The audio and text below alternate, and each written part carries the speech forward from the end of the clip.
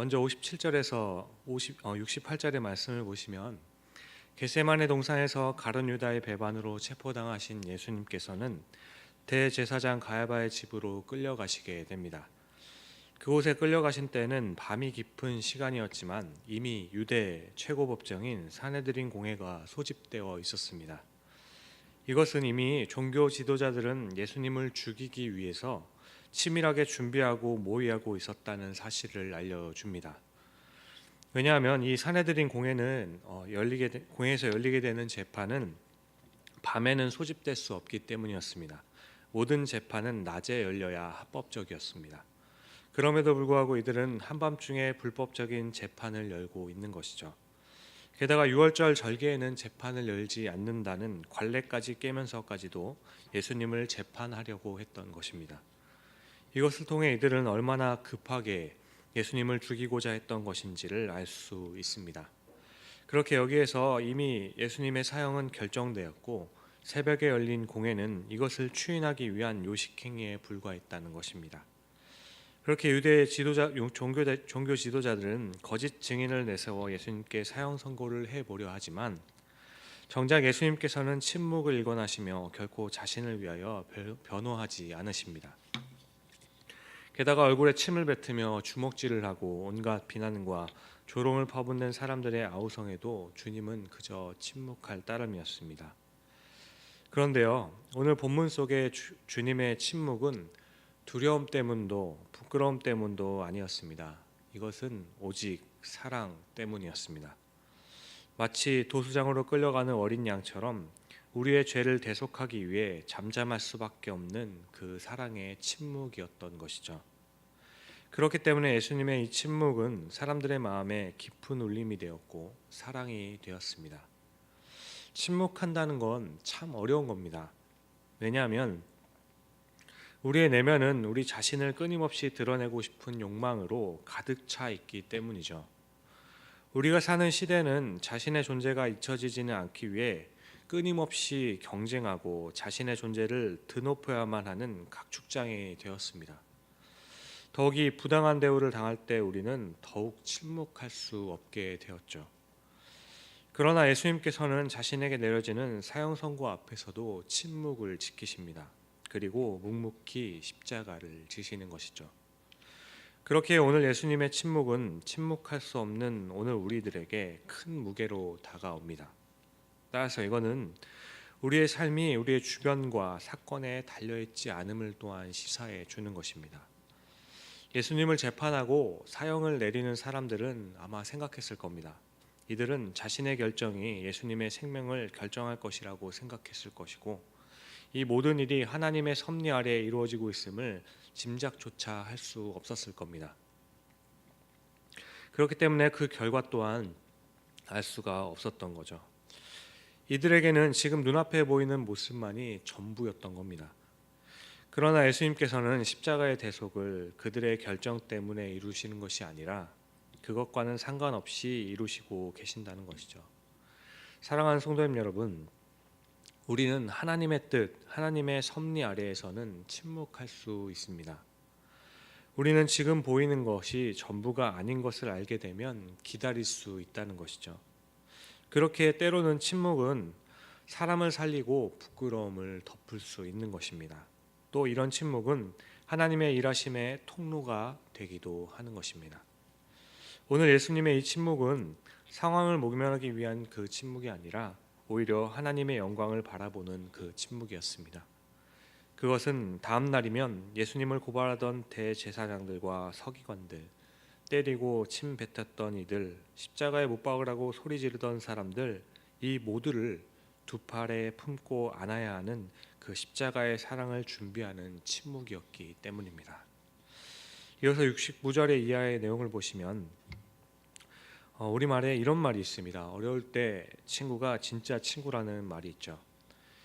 예수님이 정말 어려운 상황에 처해 있을 때, 정말 친구가 필요할 때 예수님의 제자들은 모두 예수님을 버리고 배신하고 떠나갑니다. 심지어 예수님을 가장 사랑한다고 하며 믿으라고 했던 그 베드로마저 예수님을 3번이나 부인하고 저주까지 하게 되죠. 베드로는 예수님을 부인하고 저주하는 자신의 모습에서 얼마나 낙심하였을까요? 우리도 이렇게 넘어질 때 우리도 우리 자신에 대해서 이렇게 낙심하게 됩니다.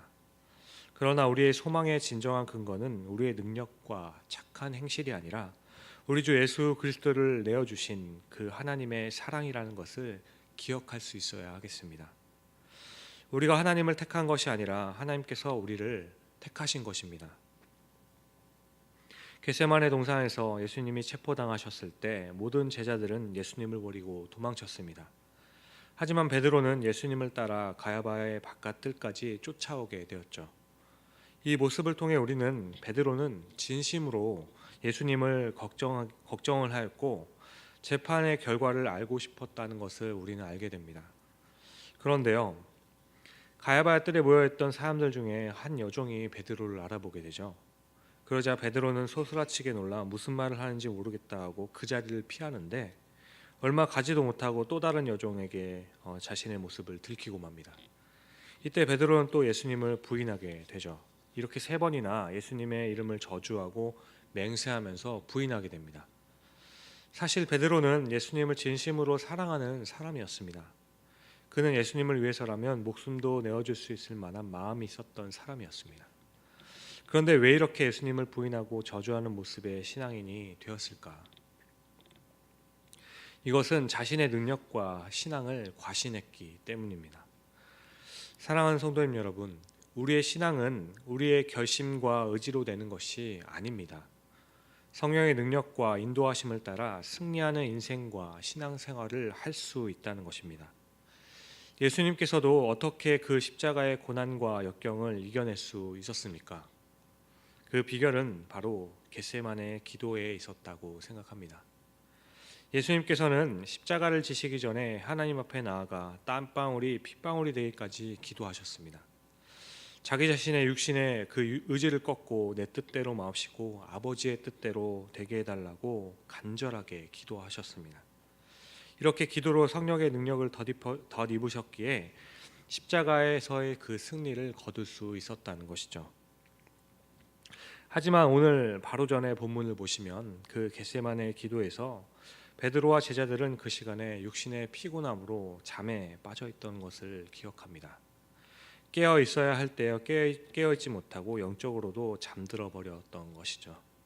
그렇게 결정적인 순간에 결국은 패배하게 되는 겁니다. 그럼 베드로는 베드로전서 5장 8절에 이렇게 충고합니다.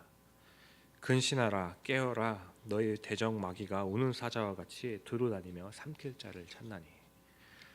이 말씀은 베드로 자신이 뼈아픈 실패를 경험했기 때문에 성도들에게 근신하고 깨어 있어야 한다고 권면하는 것입니다. 우리는 기도와 말씀으로 깨어 있지 않으면 우는 사자와 같이 삼킬 자를 찾고 있는 마귀의 공격을 이겨낼 수가 없습니다. 그러므로 사랑하는 성도님 여러분, 오늘도 여러분은 기도와 말씀에 과연 깨어 있으신가요? 무슨 일을 하든지 먼저 하나님의 도우심을 구하고 마귀의 유혹과 이 세상의 시험을 이길 수 있는 힘을 달라고 과연 성령께 간구하고 계십니까? 아무쪼록 오늘 우리 모두 깨어서 성령의 능력을 덧입는 하루가 될 수 있기를 주님의 이름으로 축원드립니다. 베드로가 3번째 예수님을 부인하는 순간 닭이 울게 됩니다. 이와 같은 말씀은 누가복음 22장 61절에는 이렇게 기록되어 있습니다. 주께서 돌이켜 베드로를 보시니 베드로가 주의 말씀 곧 오늘 닭 울기 전에 내가 3번 나를 부인하리라 하심이 생각이 나서 주님께서 그 순간 돌아서서 베드로를 보셨다고 말씀해요. 베드로가 3번 부인하고 닭이 우는 그 순간에 베드로의 눈과 예수님의 눈이 마주치게 된 것이죠. 이때 베드로가 얼마나 당황하고 민망했을까요? 진짜 지구멍이라도 있으면 찾아 들어가고 싶었을 겁니다. 이때 예수님께서는 베드로에게 뭐라고 눈빛으로 말씀하셨을까? 아마도 이렇게 말씀하지 않으셨을까 싶습니다. 베드로야, 나는 이미 너가 3번 부인하는 것을 알고 있었다. 그렇지만 그것을 알고도 나는 너를 선택하고 불렀다. 그러니까 걱정하지 말아라. 여러분, 우리 주님께서는 우리의 연약함을 다 알고 계십니다. 우리의 부족함, 때로는 죄에 넘어지고 거룩하지 못한 삶을 살게 되는 것을 다 알고 계십니다. 그러나 아시지만 우리를 선택하셨고 아시지만 우리를 부르셨던 것입니다. 요한복음 15장 16절을 보시면 너희가 나를 택한 것이 아니요 내가 너희를 택하여 세웠나니 라고 말씀하십니다. 주님께서는 우리가 능력이 많고 거룩하여서 우리가 부족함이 없기 때문에 선택하신 것이 아닙니다. 주님은 우리 있는 모습 그대로를 아시면서도 우리를 택하셨고 불러주셨으며 받아주셨습니다. 품어주셨습니다. 우리는 이 신앙의 원리를 꼭 깨달아야 하겠습니다. 우리가 예수님의 손을 붙들고 있는 것이 아닙니다. 주님께서, 그 하나님께서 우리의 손을 붙들고 계신 겁니다. 우리는 우리의 힘과 능력으로 하나님 앞에 나아가는 것이 아니라 오직 하나님의 은혜를 덧입고 그 하나님의 은혜 안에서 예수 그리스도를 힘입어서 하나님 앞에 나아가게 되는 것입니다. 베드로는 자신의 이 연약한 모습, 그렇지만 여전히 자신을 바라보시고 사랑하시는 그 예수님의 사랑에 심히 통곡하였다고 말씀합니다. 사랑하는 성도님 여러분, 우리는 오늘도 우리가 하나님 앞에서 얼마나 대단한 존재인지 능력 있는 사람인지 증명하기 위해서 애쓰고 있으시진 않으신가요?